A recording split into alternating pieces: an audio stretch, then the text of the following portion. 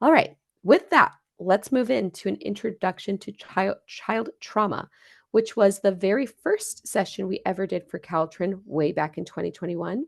This webinar is an introduction to this topic. It's going to discuss the impact on children, youth, and families, and the practical applications for applying trauma-informed principles when working with families exposed to child maltreatment. This topic is brought to you by Dr. Melissa Bernstein, or Dr. Mel Byrne on Twitter. Just a little bit about Melissa. In her role at Rady Children's Hospital San Diego, Dr. Melissa Bernstein directs the Advancing California's Trauma Informed Systems (ACTS) initiative. Her work centers around supporting systems in planning for, implementing, and sustaining trauma-informed change that aligns with best practice and science. And with that, we want to say good morning, Melissa. Thank you so much for being with us today. Thank you so much, Jess. Hello, everyone. I'm happy to be here with you all. Like Jess said, I'm Melissa Bernstein. In addition to being the project director of the ACTS project, which is housed at Rady Children's Hospital in San Diego, California, where I'm located. I'm also a clinical psychologist by training, and so I've specialized in working with children and youth who have been exposed to trauma as a trainer, as a therapist, as a supervisor, as a teacher, and so I'm really taking all of that knowledge and experience as well to my presentation. So very happy to be here with all of you today.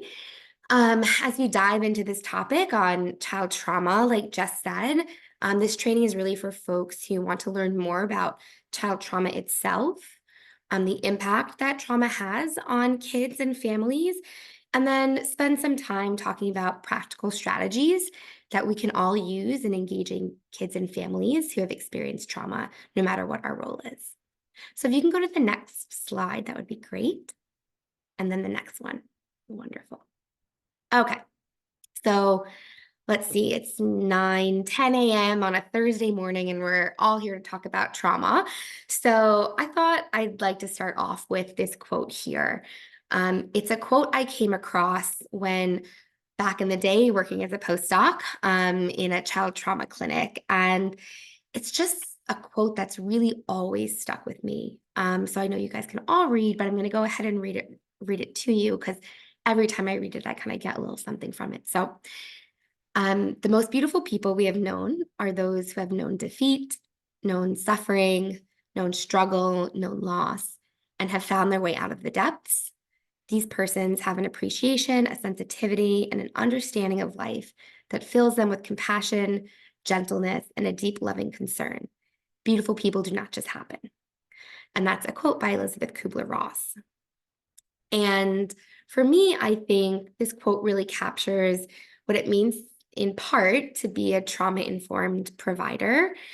I think, reminding ourselves that if we properly support kids and families who have been through difficult and scary things, then there really can be this beauty on the other side. And I just think it's so important to keep in mind as we're talking about child trauma. It's a really heavy topic, and the impact that it has on kids and families, which can feel really heavy, to remind ourselves that there's also this resilience and beauty that comes with this. So just like to kind of start us off on that note. And if you can go to the next slide.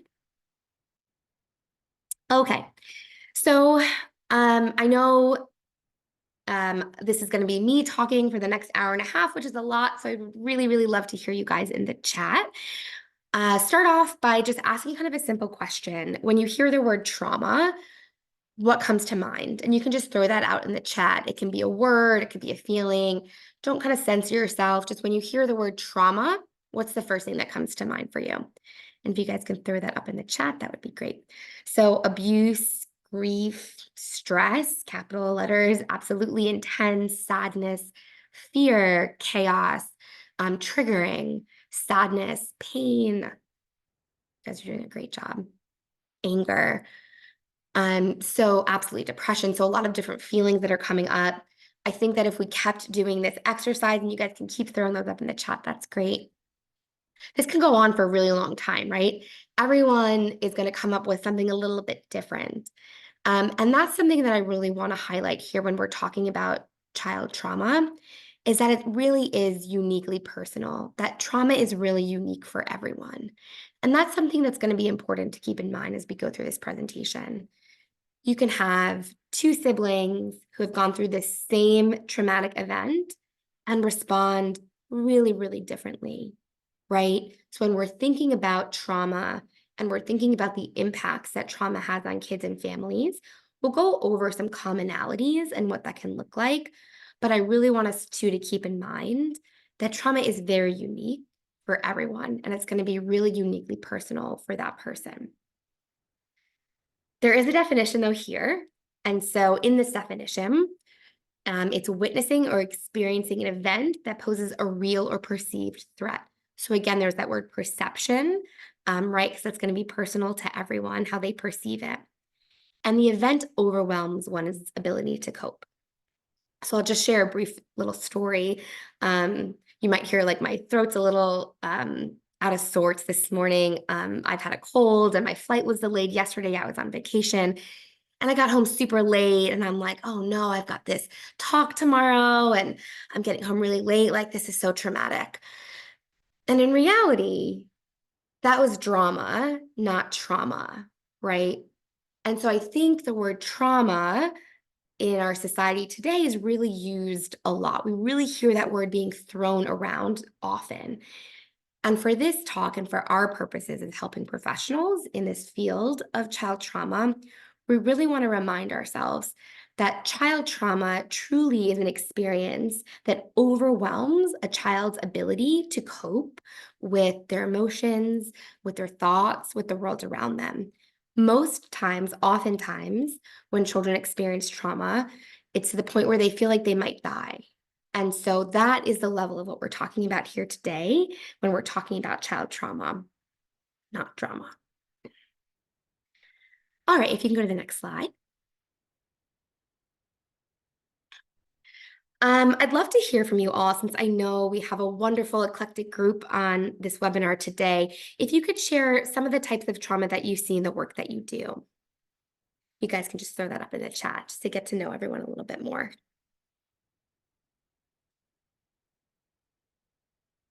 And it might be that you're starting off and this is your first time and you haven't worked with anyone, and that's wonderful as well. So we have abandonment, loss, abuse, instability, addiction, financial instability, loss of a family member, sexual molestation, sexual abuse, neglect, homelessness, absolutely. Domestic violence, grief and loss, wildfires, right? And so there's different types of trauma. And just so to ground us so we know we're all talking about the same thing here, there's kind of natural, what we call natural, and then human-made traumas. So natural traumas are those things like illness, accidents, loss over time, natural disasters, so like wildfires. And then there's human-made traumas. So things like, I heard the word abuse a lot. When I hear that word, for me, I'm thinking sexual abuse, physical abuse, witnessing domestic violence, witnessing community violence, and neglect. So absolutely, you guys are right on the same page. We're all on the same page here talking about the same thing. I hear some really interesting comments in the chat. I'm really thank you for putting those in, and I'm going to address them as we go along here too. All right, if you can go to the next slide. I saw that Ron actually was thinking that as I said it, like wildfire was caused by humans, so that would be human made. As I was coming out of my mouth, I also thought that too, so thank you for pointing that out. I was like, maybe that's not the best example, but essentially we are just kind of globally having this categorization of a natural occurring event versus a human-made trauma that happens at the hands of humans, which typically we think of as that interpersonal abuse and neglect that can take place within that relationship. So maybe that's a better way to put that. So I appreciate that. Okay, just kind of a little bit more background here to kind of ground us in what we're talking about when we're talking about trauma. We're not going to spend too much time on definitions here, but I also think it's really important to talk a little bit about the different types of traumas. So on your screen here, you'll see there's kind of 4 different types. So one is acute trauma. So this is what we think about as a single traumatic event. It's acute in its nature. It's time limited. It probably occurs maybe only one time. Oftentimes, when we think of an acute trauma, we think about, let's say, being in a car accident. Hopefully, that's not happening all the time for folks. And so I would say for the most part in the social services arena, in the work that I do with child welfare and behavioral health, these aren't often the kids that we're seeing in our offices. Um, More oftentimes we're seeing this chronic and complex trauma, which I'll go into. So again, this acute trauma is more of a single traumatic event. When we think about chronic trauma, it refers to the experience of multiple traumatic events happening. So it could be that a child has experienced physical abuse and they also witnessed domestic violence. And it could be that that trauma is the same trauma, but just happening multiple different times. So I'd love to hear maybe in the chat what you think an example of chronic trauma might be. Again, it's this a traumatic event that isn't just a one-time occurrence typically, that it typically happens over the course of happens multiple times or over the course of a longer period of time. So living in a dangerous, violent neighborhood, absolutely. So often for some, we might see, one act of community violence. More often, we're going to be living in that, and it's going to be happening over and over again. Living in a home with an addicted parent, absolutely. So what we know is that most likely it's not going to be a one-time use, that we're going to see that happening over and over again. Neglect, incarceration, right? So that's over a longer period of time. Chronic homelessness, absolutely. What we know about domestic violence too is that it's often not a one-time thing, that it happens over the course of time. Same thing with sexual and physical abuse. So a lot of times, not always, but the kiddos that we see that come in for services are ones that have experienced that chronic trauma. We also know a lot of folks are putting in addiction and homelessness, that there are other traumas that are also going to be associated, so more than one type. So complex trauma is a little bit different. The way I like to think about it is essentially chronic trauma. So a trauma or a traumatic event that occurs over a period of time or more than once.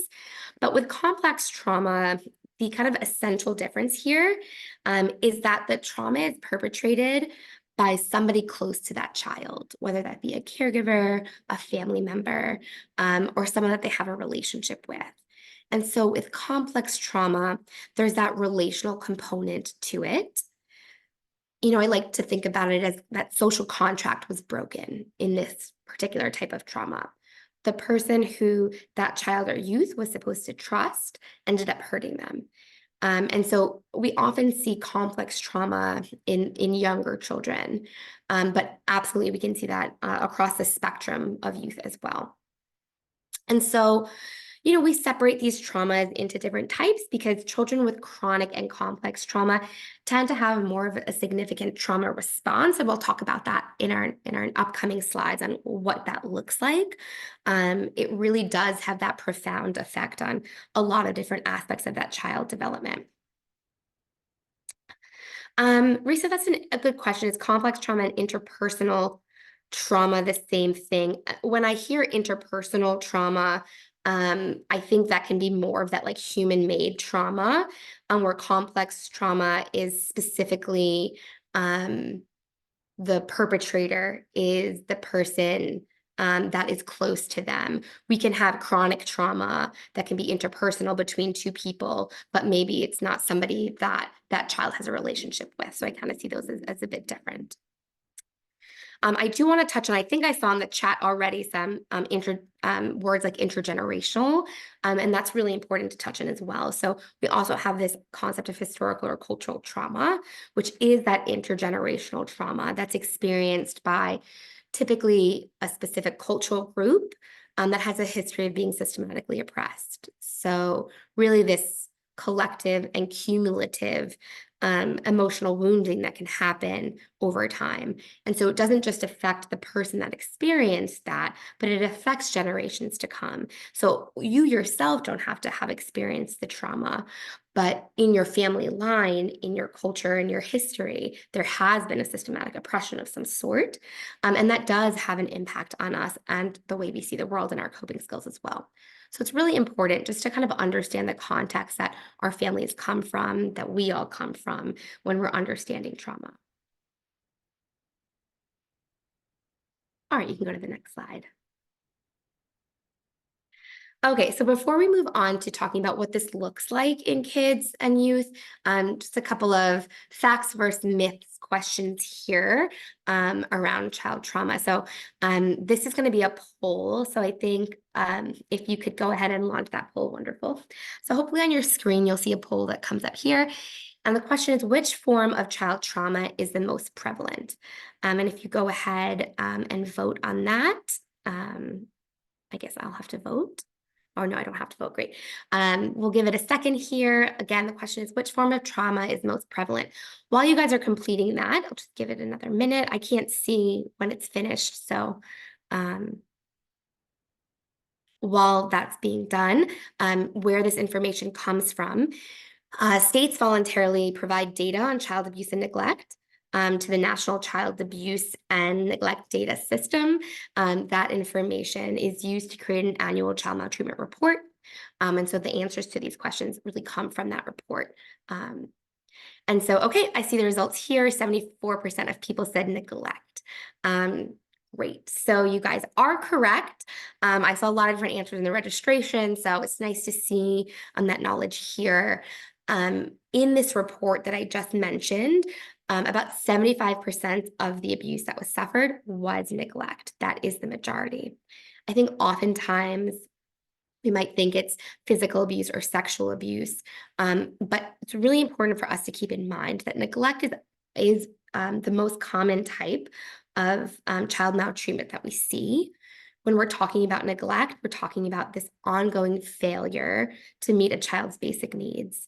So that can include inadequate healthcare and support, inadequate education, supervision, protection from harm or hazards in the environment, just kind of those unmet basic needs, such as clothing and food. It could really span kind of a wide variety here. So just helpful, I think, to keep in mind that it truly is the most common. All right, if you can go to the next slide, we've got 2 more polls for you guys.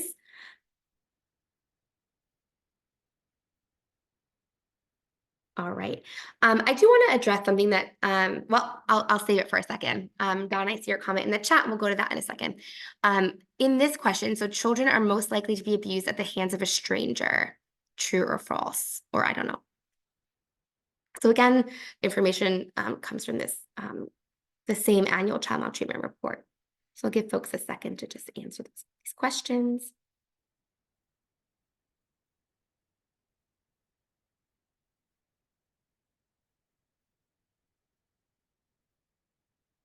Okay, so this is something that we know. Great. I think we moved past that in our kind of myths around child trauma.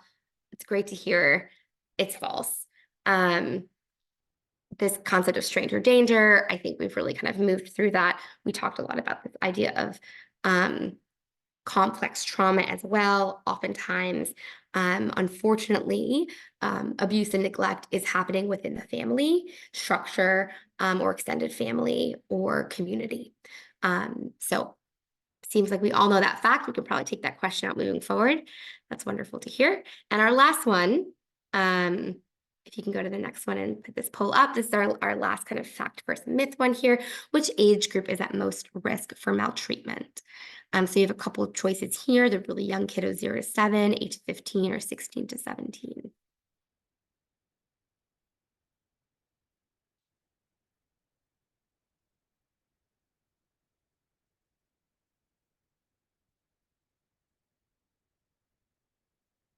Give folks another minute to complete that.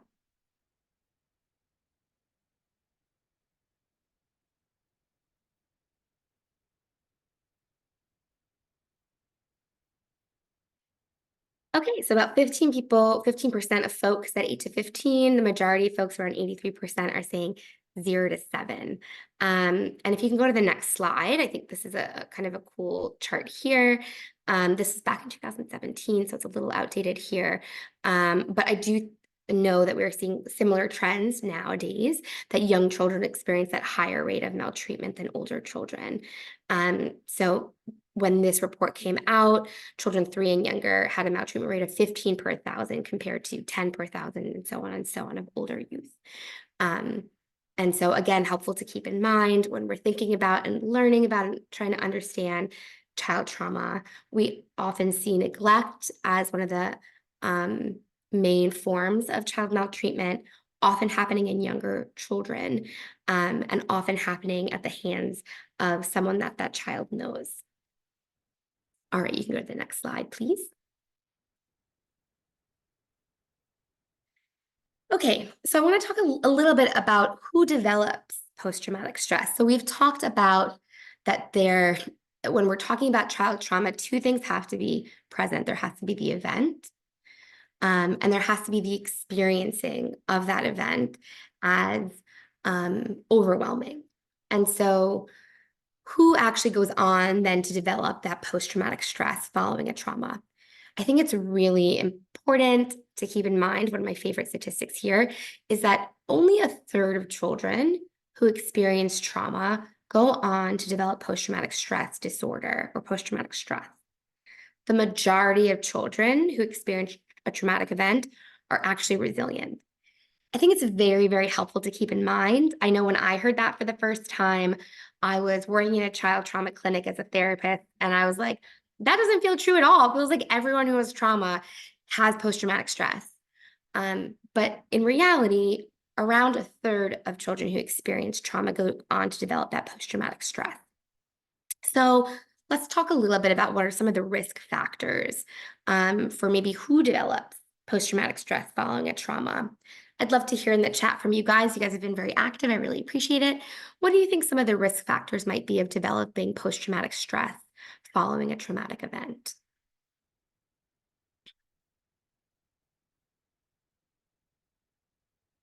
A lack of support. Absolutely. Okay, lack of support, a lack of intervention, a lack of support of people around you, maybe triggering similarities, um, a lack of parental guidance. So that goes back to that lack of support, no protective factors for adults. So I'm seeing a theme here, which I really appreciate, a lack of support.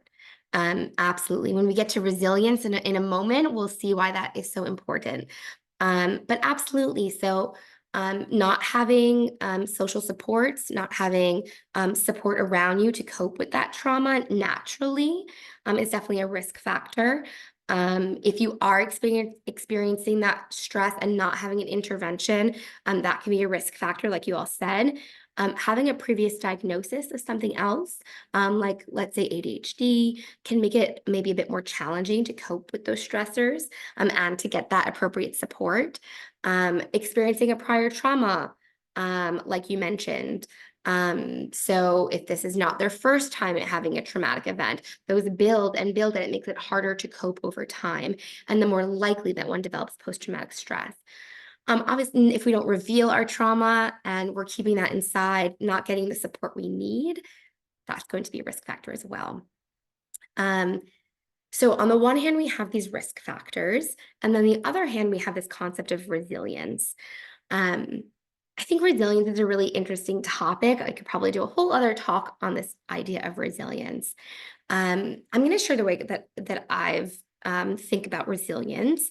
I think we used to think about it as these kind of special few kids who are these dandelion children, and that it's just this personality, biologically based, just independent of learning. There's just this thing that only a special few have that is resilience. And I think within the last decade, we're really moving away from this idea, more to this concept or this term that I really appreciate, which is called ordinary magic.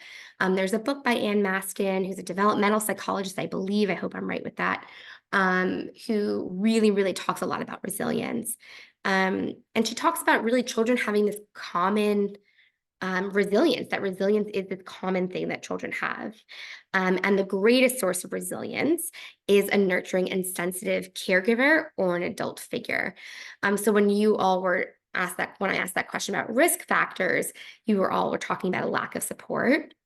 we're really starting to think about resilience as the ability to be able to access those supports around us. Not just this unique thing that only a few have. I feel like that could be a little bit shaming if we think about it just in that way. Of course, there are those kids, and there is that temperament that some kids just do have. At the same time, we want to think about resilience as well as being able to have access to those nurturing, caring supports that can get us those interventions and that can help us on that healing journey. Before we move to the next slide, I just want to give a little bit of a warning. It's kind of a graphic picture. And so I just want to give a little bit of a warning before we move on to the next slide, although I hope that the messages behind it are going to be helpful for us. So if you can move to the next slide. Okay. So this picture's in front of you. I just want in the chat for you to write in what feelings come to mind when you see this image. You're walking down the street, you see this dog. What comes to mind? Fear, rage, fear, scared, danger, scared, vicious, absolutely. Danger, definitely danger, fear, trauma, run the other way. I'm 100% with you. Fight the impulse to pet. Yeah. Pain, fear. So lots of fear, lots of danger, lots of pain. Absolutely. I heard a little bit of it, but how might you respond to this? If you're walking down the street, you see this dog, how might you respond? Maybe we freeze, we're frozen. I'm just like standing there, not moving, running in the opposite direction. Absolutely. I'm avoiding it. I'm going in another direction. Someone is being calm, which is a wonderfully regulated response and moving away, absolutely turning around. Okay, thank you guys so much. If you can go to the next slide. Okay. So now I'd like to hear from you guys in the chat. What thoughts come to mind when you see this image? Sad. Sad. Yeah. We feel compassion. We feel empathy. We feel worry. We want to help. We feel sad. We want to help that dog. Absolutely. I think this is really helpful for me as a way to think sometimes about child trauma. Oftentimes, children, adolescents, youth who have experienced these horrible, difficult, and scary traumatic events often present as that first picture. And it's really easy for us to want to respond by kind of turning that way and just having that emotional reaction to that, right? What's hidden, oftentimes, what we can't see for kids who've experienced trauma is the second picture, which we don't have to go back to, we don't have to stay on that. Is this hurt? Is this pain? And oftentimes that's not the parts that we see when we're in no matter what our role is when we're interfacing with kids and families who have experienced trauma. And so again, I really feel like this really captures that trauma-informed lens of, I wonder what's happened to you, then what's wrong with you. And so again, oftentimes we're seeing this first picture, and what we want to keep in our minds is, I wonder what has happened to cause that fear, to cause that aggression, to cause that outward reaction. Oftentimes it's that kids and youth have been hurt and there's that pain underneath it. Okay.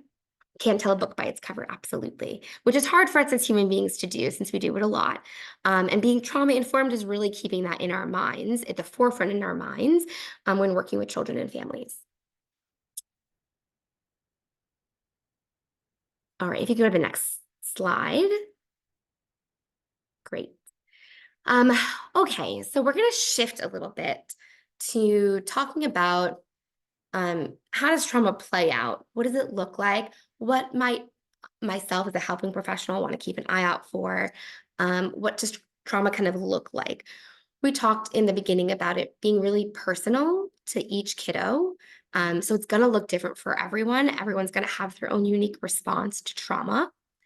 But there are some commonalities that we can be mindful of. I realize I'm really using you guys in the chat a lot, but hopefully it's keeping you awake on this Thursday morning. So in the chat, if you could put some of the emotional impacts that you see, maybe in the kids and families that you work with who have experienced trauma, what are some of the emotions that might come your way? Or if you haven't worked with kids and families who have experienced trauma, what might those emotions be? Quick to anger. Absolutely. I'm going to stick with that one for a second, even though I see a lot of really great ones coming in, taking a look at those. Oftentimes I hear from caregivers, from parents that it's 0 to 100. All of a sudden, there's this huge, big emotion that happens. And that's really common that after a trauma, I heard you guys put it in the chat. I know it's really common language nowadays is this fight, flight, freeze, right? That common trauma response that happens. And when that happens in our nervous system, we're going to experience our emotions really big. We'll talk a little bit about some other emotions, and really quickly. So absolutely, there's that dysregulation. These are really great ones here. I'm just going to go back and read through them. So again, we're just talking about feelings here. We'll get to some of the behaviors in a second here. But these are wonderful. So if you can just click, I think it pops up with some of the other ones on the slide. Wonderful. So I think of it as these two buckets of kind of feelings that can come up, either too much emotion or too little emotion. So there's those big reactions that you guys mentioned that often look like anger. And then there's also that kind of numbing or withdrawal that can happen where we see that sadness, potentially that anxiety. There are a lot of different emotions that come up for kids who have experienced trauma. And oftentimes they're experiencing a lot of these feelings at one time. So what we tend to see is kids having a bit of a difficult time identifying what they're feeling and needing a little bit of work around understanding the multitude of feelings that they're experiencing. Also normalizing for kids that it's okay to have all these different feelings at once, even though that can be really confusing. That's pretty common after a trauma to have all these different types of feelings. Oftentimes, too, children and youth who have experienced a trauma might not have had the best modeling of emotional expression, and so might not have the language or the safety to be able to share their feelings. So when you guys have mentioned interventions, a lot of those interventions really work on the basic idea of understanding feelings, understand that we can have a lot of feelings after a trauma, and that's normal. I think we'll go on to talking about some other impacts, but as we talk about these impacts of trauma together, I really like to think about the impacts of trauma. We'll talk about some of the behaviors that you guys mentioned in the chat here in a little bit. All of these behaviors, thoughts, feelings, emotions, I like to think of these all as coping skills that were maybe at one point helpful, but they're no longer serving that child. So at one point, I needed to numb out and dissociate when that sexual abuse was happening because I needed to survive. Now when I'm in school, the danger's gone and I'm still dissociating and numbing out, not so helpful anymore. At one point, I needed to be really aware of my surroundings. I needed to be alert. I needed to be on guard. That really helped me survive. Now, not so helpful anymore. So it's helpful for us to think about, I think, reactions to child trauma this way. I think it's also really helpful to help caregivers, parents, supportive folks in those children's lives, help them understand where these come from. A lot of the times we hear, this kid's broken, this kid's bad kid, like these are wild, emotions, behaviors, thoughts that we're seeing. Again, the way I like to think about it is they were once helpful coping skills that are no longer helpful. If they're learned behaviors, if they're learned emotions, if they're learned reactions, then we can unlearn them as well. And so I think that can provide a lot of hope for families too. All right, if you go to the next slide. I won't make you use the chat because you guys already answered a lot of these here, but there's an emotional response to trauma that kids have. There's also a lot of the behavioral impacts. You might recognize these 4 categories here. These are the 4 kind of symptoms of post-traumatic stress. And so these can really play out behaviorally. And so what we tend to see in kids might be avoidance. So that can look like being numb or shut down, like we just talked about. It can look like pulling away from activities or relationships that we used to enjoy.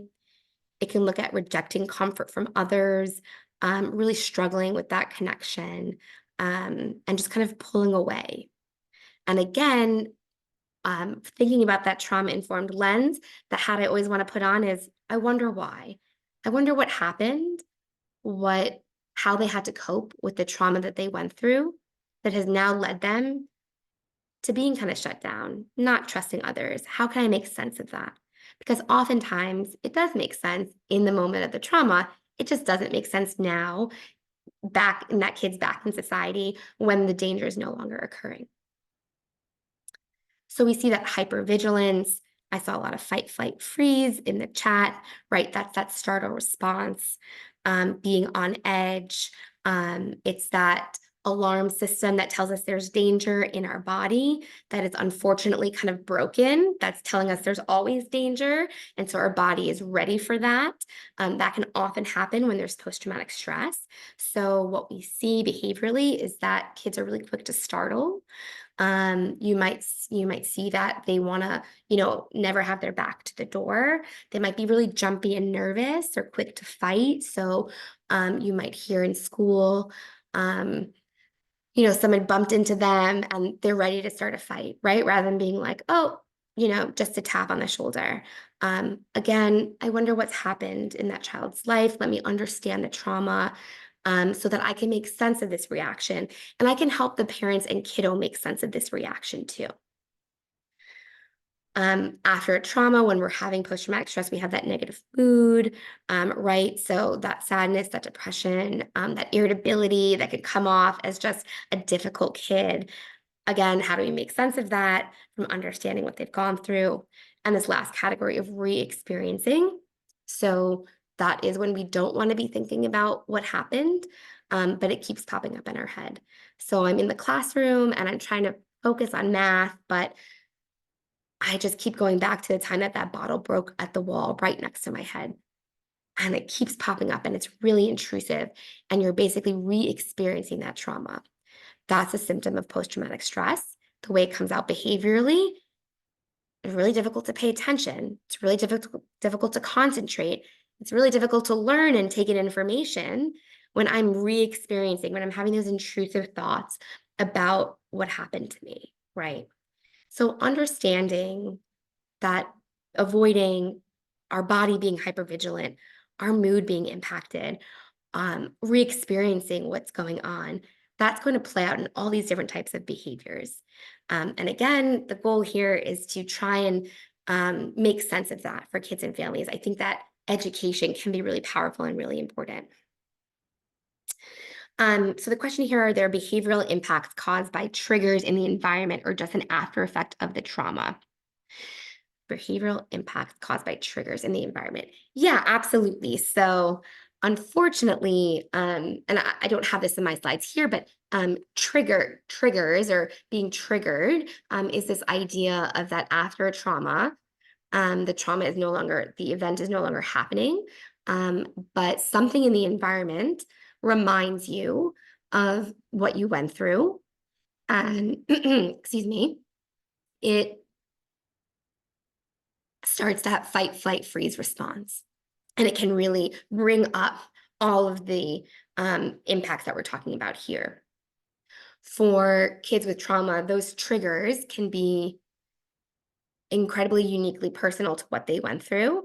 And sometimes it's really hard to figure out. We can try to figure that out. So there are certain dates that might be really important to keep in mind. Certain areas, certain events. It's definitely helpful to understand what the youth trigger might be.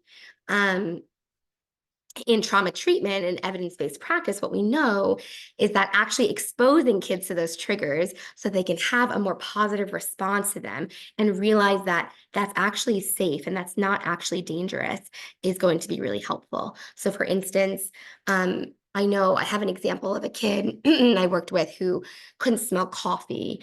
Their abuser always kind of smelled like coffee. And so that was a real trigger for them. And so rather than avoiding that, which is a symptom of trauma, what we in an evidence-based intervention, we would expose that youth to that trigger and in a safe way so that they can pair that and realize that that's actually safe and kind of separate those. So that's a whole other talk too around interventions, but I appreciate you bringing up this idea of triggers. Okay, if you can go to the next slide. I'm not going to stay too long on this slide here, but essentially how their little brains make sense of what happened to them isn't always helpful, probably not too much of a surprise. Trauma, going through a traumatic event, can really change the way we see ourselves and can really change the way we see the world around us. So oftentimes, there are some common inaccurate beliefs, it's the term I like to use, that happen after a trauma. So oftentimes, kids might be carrying around these thoughts of, it's my fault, I should have stopped it, my mom left because I'm a bad kid. And these thoughts are really heavy to walk around with every day, right? Of course, it's going to impact our mood and our feelings and how we're interacting with others. So again, I'll share some resources at the end, some really, really neat books around trauma that normalizes that lots of kids have these unhelpful thoughts after a trauma. And it helps to educate kids that actually it's never a child's fault. And that can be really powerful as well. If you go to the next slide. I just wanted to provide this example that I did to kind of give a visual representation of just the impact that having these heavy thoughts can have on kids. So this is an activity called Worry Brain, and this was a 6-year-old that was exposed to domestic violence. And so we drew a brain and then said, okay, what are some things that take up your brain space? Like, what are some things that your brain thinks about? So tests. So, okay, this kid was thinking about tests. Playing, this kid was thinking about playing in their brain. And then you'll see the other parts here are parts that were associated with the trauma that they went through. So mom and dad and a knife, right? How often do you think about that? 1,000,000 times a day. And so again, just keeping in mind, these are things we can't see. These are things we don't really often think about. But when we're working closely with kids and families who've been through trauma, understanding that they might be holding on in their little heads to all these inaccurate, unhelpful thoughts that we want to normalize, that lots of kids have, and help them have correct information about what's happened. All right, you can go to the next page. For some, this might be familiar. I'm just going to go over it quickly because I think it's helpful education for kids and families who have been through trauma at a very basic level. It's called flipping your lid. I found this on the internet. I just think it's a great visual representation that I do with kids and families. So the website's there if you'd like to print it out yourself. So I'm not a neuropsychologist, so I like to explain the brain the way I do to kids and families I work with. So, when all your parts of your brain are working in harmony, we feel calm, we feel balanced, yet we're alert, but we're also relaxed. And so for kids who have experienced or been exposed to trauma, what happens is that we lose access. We actually lose access to that front part of our brain, our prefrontal cortex, which is our thinking brain. And so what happens is our amygdala, or I don't know if you can see my hand, our little feeling brain here is in fight, flight, freeze, and we're active, we're all the feelings, and our thinking brain pops up. And when we're not having our thinking brain, it's going to be hard to make good decisions, think through things, make good choices. And so what we want to do is we want to learn ways to relax our feelings so that our thinking brain, or our thinking cap can come back on and we can make those good choices and good decisions. And so this, I think, is a helpful way for kids to understand sometimes when they're feeling out of control, when they're feeling really dysregulated, what's going on. This can be a nice, helpful way to kind of explain that. Tracy, I see that you put Dan Siegel in the chat, which is wonderful. I think that's a great resource and reference. He's got really wonderful books explaining trauma from kind of this more neuroscientific perspective. So I appreciate that. Okay, if you can go to the next slide. Not surprisingly, I think there's also the relational impacts of trauma. Again, this is really just to normalize and validate what our kids go through. Most of the time, oftentimes, what we hear from kids who've experienced trauma is that they feel alone in this. They often feel like they're the only ones who have been through this, the only ones who are having these thoughts and feelings and impacts. And to let kids and families know that they're not alone in this, that these are common reactions to trauma, can be very validating and can really instill hope. So, again, we see a lot of difficult relationships in kids who've experienced trauma. Maybe having trouble making friends, being isolated. Sometimes, not often, we see sexualized behaviors or violence and aggression as if that was modeled to them. And so we just see that difficulty developing healthy relationships. Again, if we think about trauma, what was broken oftentimes is that trust and safety. Trust and safety are really important in creating healthy relationships. And so, again, it makes sense why children with trauma might really struggle in forming those healthy relationships when they haven't addressed that post-traumatic stress that they're going through. All right, you can go to the next slide. Okay, so we're going to spend the rest of our time talking about what can we do as helping professionals. So hopefully that was an introduction and a really kind of quick overview of what child trauma is, what it can look like, and all the different aspects of development, emotionally, behaviorally, cognitively, relationally. Now we'll shift to talking a little bit about how we can respond to child trauma. Okay, if you go to the next slide. So I think you've heard me say this throughout the presentation, and it's probably pretty common now to folks, but essentially what we're doing as helping professionals and what we're doing, what we're trying to teach the families that we're working with as well, or the other providers, teachers, educators, etc., working closely with kids who have experienced trauma, is not what's wrong with you, but what's happened to you and how might I support you. So we're moving away from, God, this kid's so manipulative. What a bad kid. Can you believe like all these behaviors to, I wonder what's happened to why I'm seeing these behaviors now.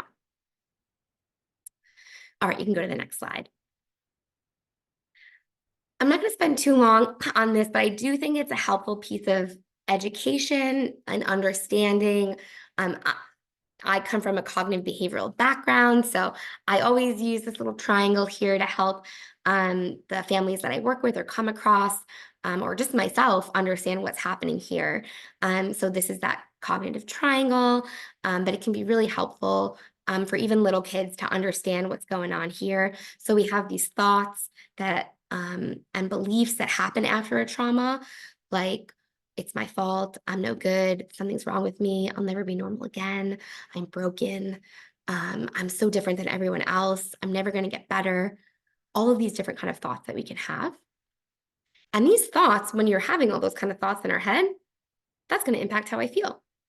I'm going to feel kind of shame. I'm going to feel bad. I'm going to feel sad. I'm going to feel depressed. I'm going to feel angry, right? And when I'm feeling angry or depressed or sad, you're going to see it in the way I act. I'm going to be more aggressive towards people, or I'm going to be more withdrawn. And so it really helps to just understand simple kind of triangle around why are my behaviors the way they are. There's lots of different perspectives. I find this perspective to be really helpful, especially after a trauma, when there's a lot of those unhelpful thoughts that are happening. Okay. You can go to the next slide.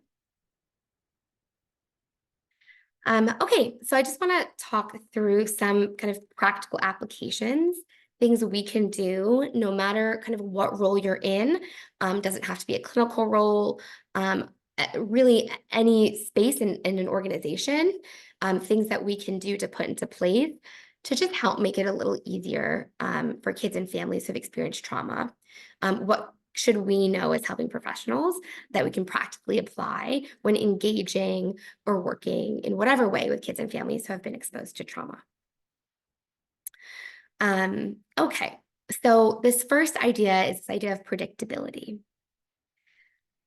When we think about trauma, it often takes away that sense of predictability. So, by predictability, I mean things like having a consistent routine and expectations. These can be particularly helpful for kids who have gone through trauma when there's a lot of a lack of predictability and safety that have been put into their lives. So, what are some ways that we can increase, even in a small way, this sense of predictability? I'll share a couple of examples. I'm really interested if there's ways in your role that you've increased a sense of predictability for kids and families. I'd love to hear about that. That would be great. So things like describing your role and how the day will unfold. I know that sounds so silly, but oftentimes kids and families that have been exposed to trauma are seeing a lot of different people. And they don't know all the nuances of our jobs or who we are.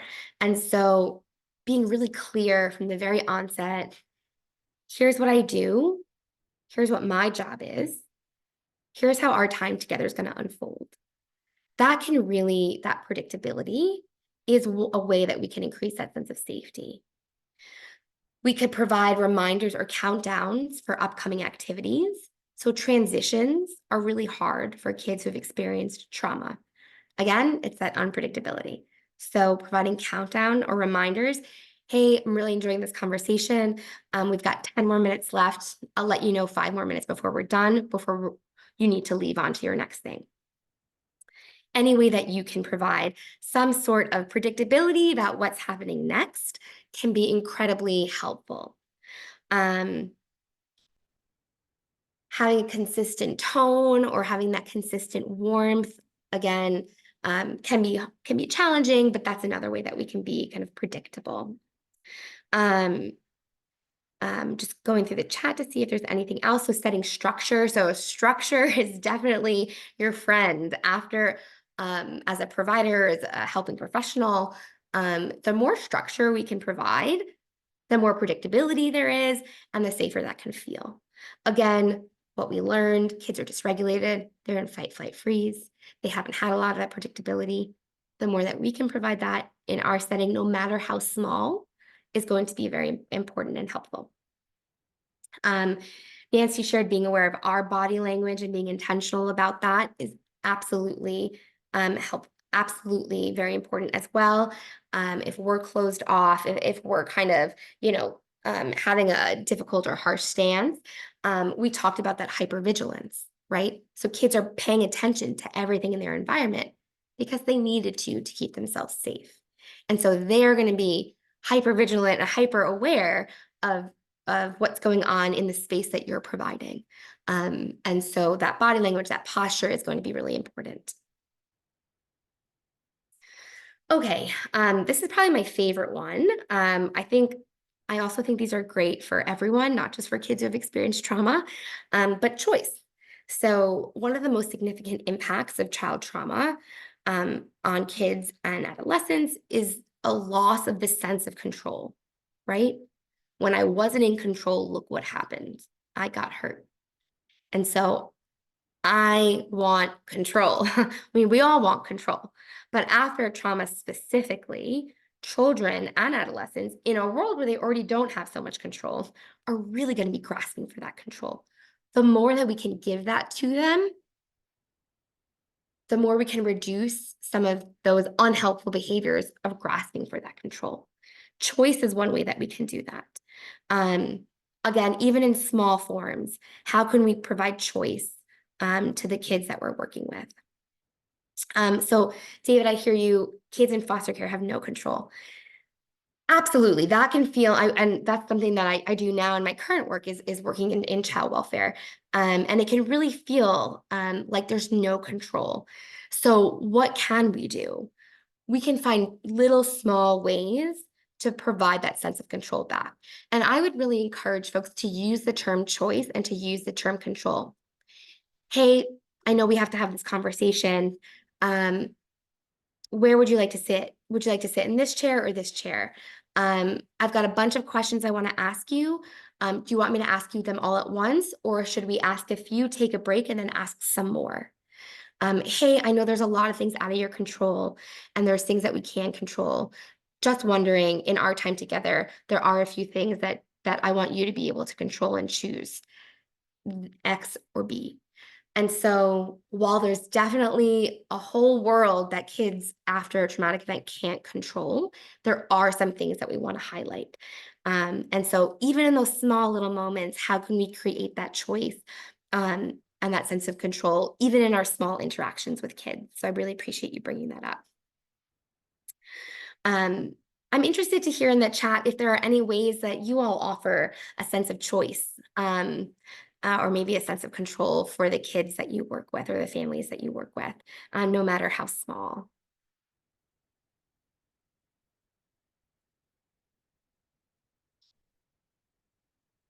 Food. So maybe offering if they'd like some food or not, it's up to them. It's your choice. You're in control. And it might sound silly, but I really do like using that language. Hey, we got some fun activities we're going to do during our time together. I've got two here on the table. Which one sounds good to you? I really would like you to choose, or none of them. Choice of seat on my school bus.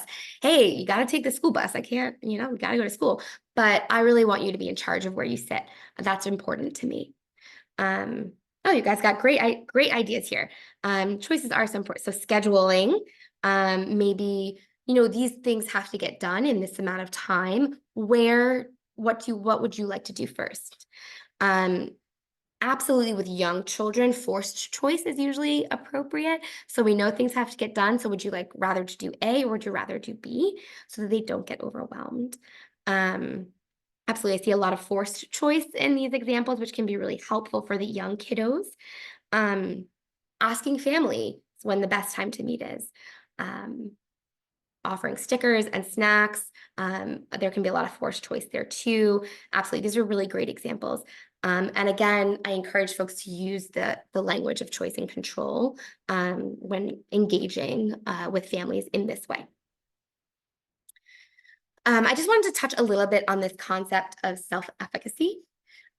Self-efficacy is the belief that we have in our own abilities. It's the belief that we have in our own competency.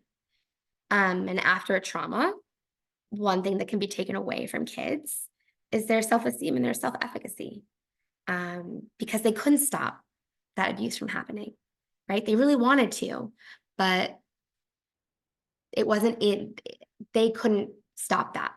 And so that sense of self-efficacy might be lowered.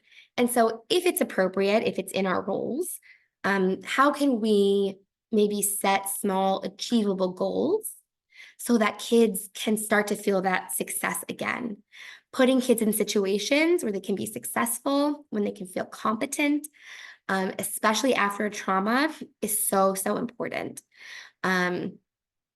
Oftentimes what happens is some kids might be acting out, getting in trouble, and so they lose privileges like sports or other things that might really increase that sense of competence and efficacy. We just want to be mindful that we're not taking everything away. Talking to families about, what are some ways that your kiddo can feel successful? What are they good at? Really, it could be really small things too. Things that they're already doing a good job in so that we can really increase that sense of efficacy. I think agency can just be another word.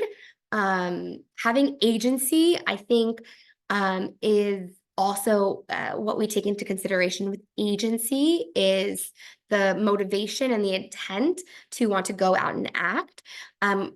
I really want to highlight with self-efficacy is that it's our competence as well, being able to not only get up and do, but also to be successful. And so we want that experience for kids to be successful, even in small ways, particularly after that they've experienced a trauma. All right, if you can go to the next slide. Okay, so just a couple of more practical applications here. Hope, not surprising.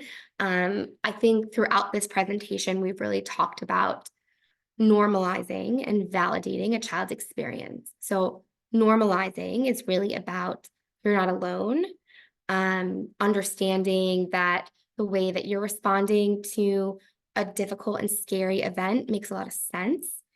And validating is simply the act of letting someone else know that their experience is real, right? What you're going through is real. I understand.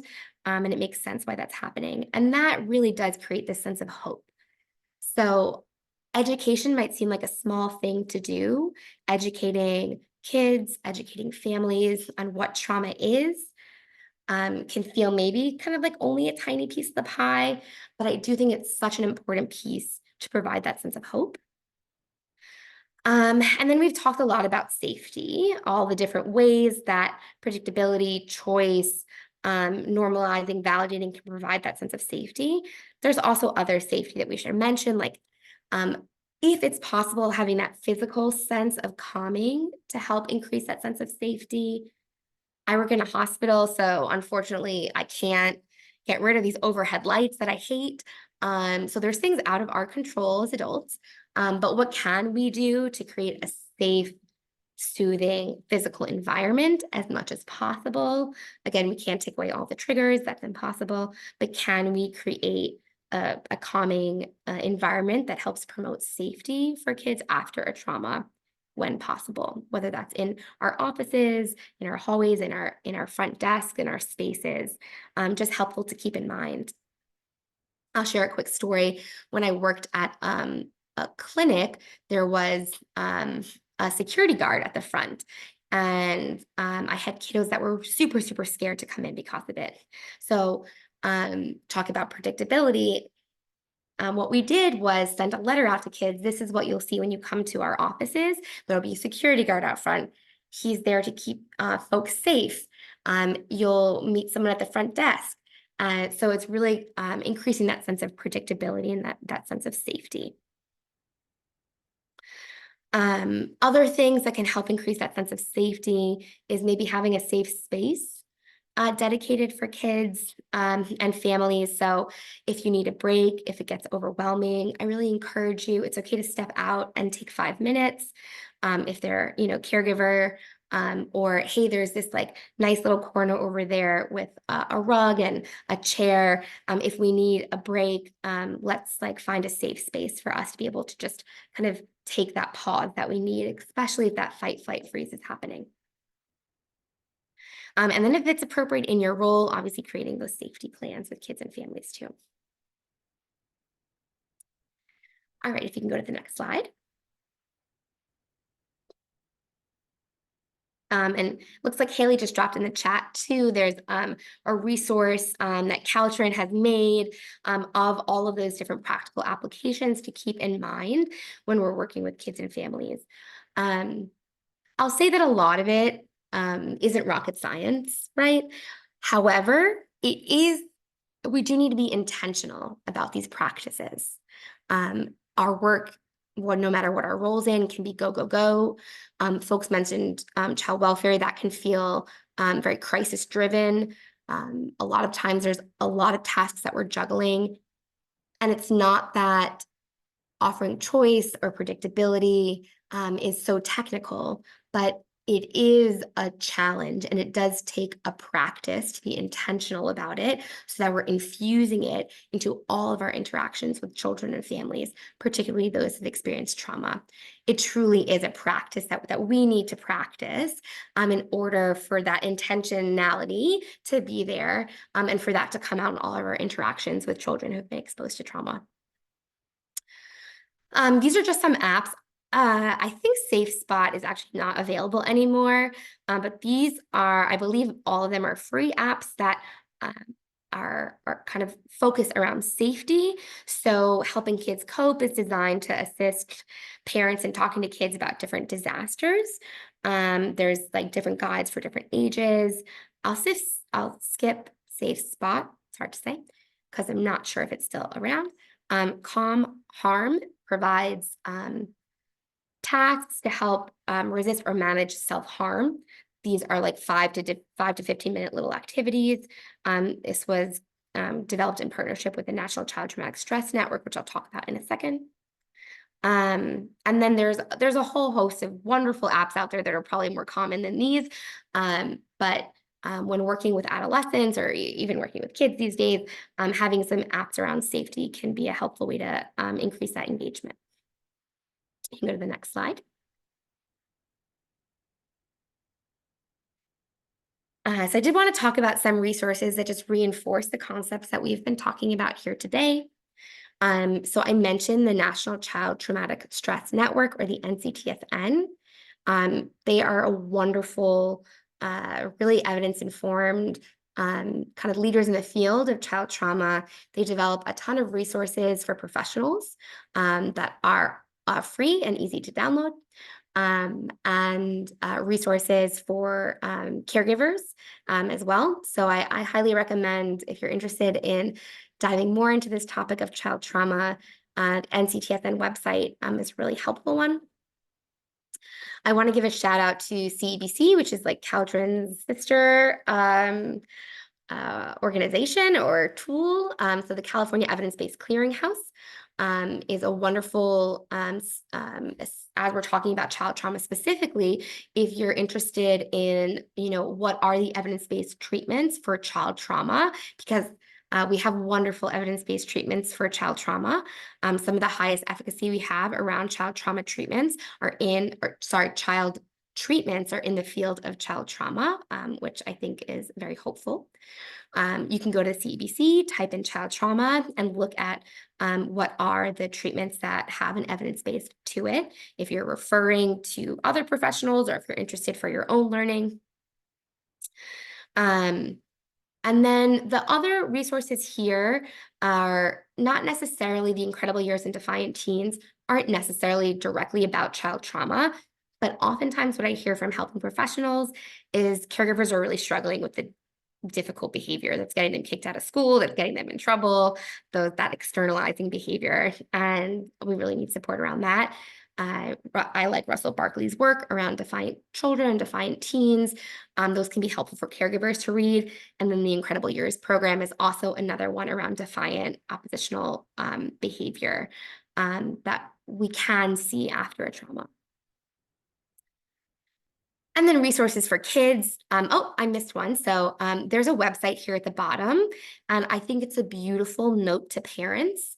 It's a complimentary resource to one of the resources for kids, which I'll talk about, but it's a beautiful handout on what trauma is, the impacts of trauma, what to expect for caregivers. So that can be really helpful to give out. It's an accompaniment to Healing Days, which is a beautiful book. I use it all the time in my work with kids and families who've experienced trauma. We read the book together, talk through it. It really normalizes all of the things that we've talked about around child trauma without getting too specific into any particular trauma. So it's not necessarily physical, sexual abuse. The trauma is vague. And so that kiddo can make sense of it from what's happened to them, which often happens. Hands are not for hitting, a terrible thing happened. These are just other, I think, really helpful resources to educate and to start opening up that conversation around trauma, because it can be really hard to do, to open up this conversation. And so sometimes using these books can be a helpful way to, again, open up that conversation. The book that goes with the link is called Healing Days. You can go to the next slide. I'm just going to give a shout out to my website here, which is theaxproject.com. What we've done is created a menu of what it means to be a trauma-informed organization. So a little different than just introducing child trauma. But why I bring this up is there's a lot of resources here.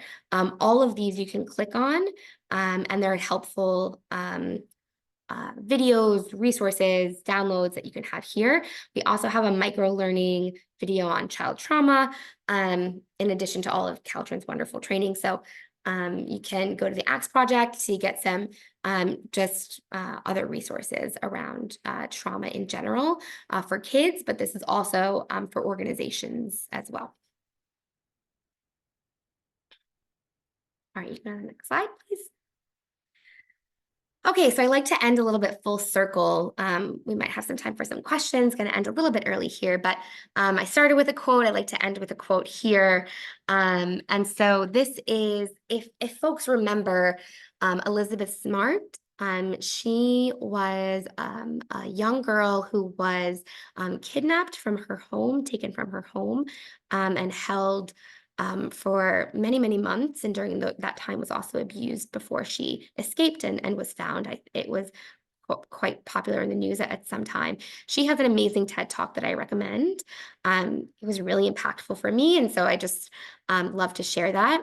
I'll go ahead and read this quote here. That it's, again, just one of those other quotes that really stuck with me in doing this work. As I've been able to go out and share my story, I've come to a point in my life that I can say, although I would never wish it upon myself, and I certainly would never wish it upon someone else, I'm grateful for what has happened to me because of what it has taught me, because of the perspective it's given me, and the empathy I have for others. I really like this concept of post-traumatic growth that happens after kids go through really difficult and scary things and are provided the proper support. I think it's helpful for us as helping professionals to keep in mind that there is this growth that can come, and there is a lightness and hope that we can share while also addressing the heaviness of the impact of trauma. Staying in this field a long time, it's really kind of essential for me to kind of hold this light as I walk alongside children and families who are going through such a dark journey.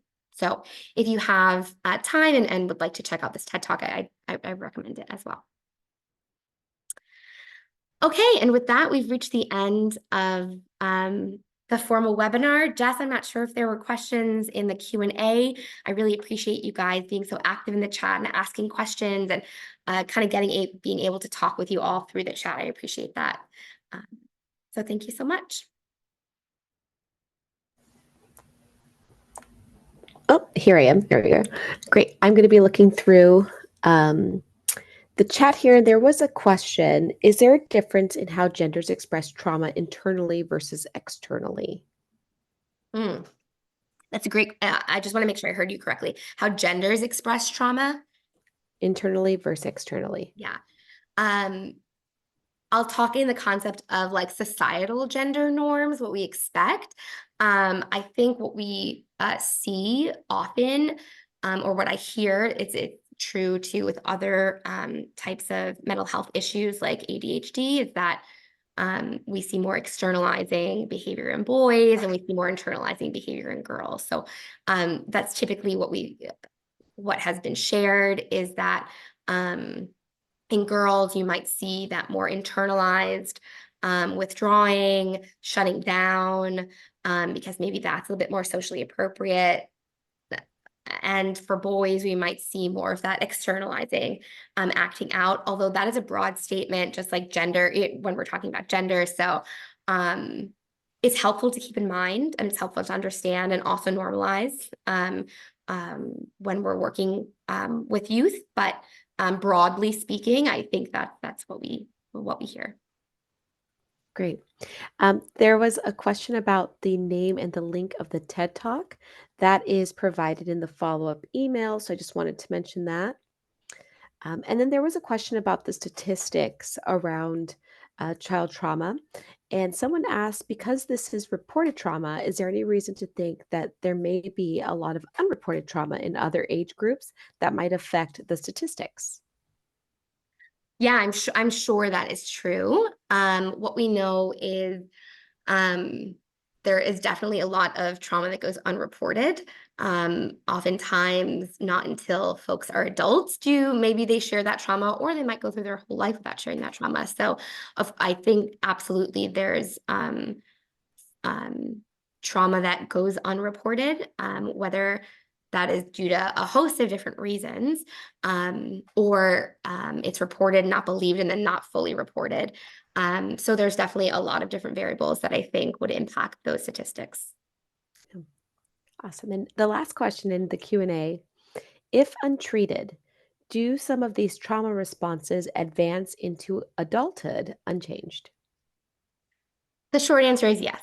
Mm, Um, if we are if we do go on to develop post-traumatic stress, which again, only around a third of youth do go on to develop that. But if a youth or a child is struggling with post-traumatic stress, struggling with thoughts of not being good enough, broken, um, their nervous system is dysregulated as they move into adulthood, that is just going to play out in different ways. They're not getting in trouble in school, but they're having really hard times forming good, solid relationships. There's a lot of conflict in their relationships. Maybe they're difficulty holding down a job, really reactive. And so absolutely, I think if there's post-traumatic stress that goes on untreated, we see it play out in adulthood in some even more harmful ways. mm. Okay. As I look through, those are all of the questions in the Q&A. And we're so grateful that you had the opportunity to also answer questions in the chat as they were coming through. So I want to give some reminders and just notes for participants on what happens next or what it looks like. First of all, can we please say thank you to Dr. Melissa Bernstein for her expertise and her information today? I know the emoji, the reactions are a perfect way to do that. We can see that along the bottom of the screen. We're always incredibly grateful for our panelists and our subject matter experts that come through. So I just wanted to let you know that there is a survey that we're going to drop into the chat. We'll probably drop it more than once. In that survey, once you've completed it, you will have the opportunity to get a certificate of attendance for being here, of course. And also, if you are interested in CEUs, so if you're an LCSW, LPCC, LMFT, or LPP, LEP, you have the opportunity to access a portion of the survey that will tell you how to get it, what to do. All the instructions will be there. There'll also be a follow-up email in the next 2 days that you'll receive that'll have some of the resources, a copy of the recording, such that we went through today. You should also note that this particular subject, if you're like, "Oh, man, I loved it. Dr. Melissa Bernstein was great. The content was great." Caltrin has a self-paced course that we have created utilizing one of the previous introduction to child traumas that Dr. Bernstein did with us. So if you're interested in not just taking it for yourself, but maybe also sharing it with your colleagues, that information will also be in the chat. Thank you so much. Haley has dropped that for us. And lastly, we want to thank our interpreter, of course, Brenda. Thank you, Brenda, for interpreting live for us into Spanish this incredible content. So thank you so much. Great. And with that, everyone, we'll say thank you all for being here. For those of you that are return Caltrin participants, can't wait to see you in the next one. And for those that were here for the first time, thank you for joining, and we hope to see you again. Thank you so much, and thank you, Melissa, so much for this session.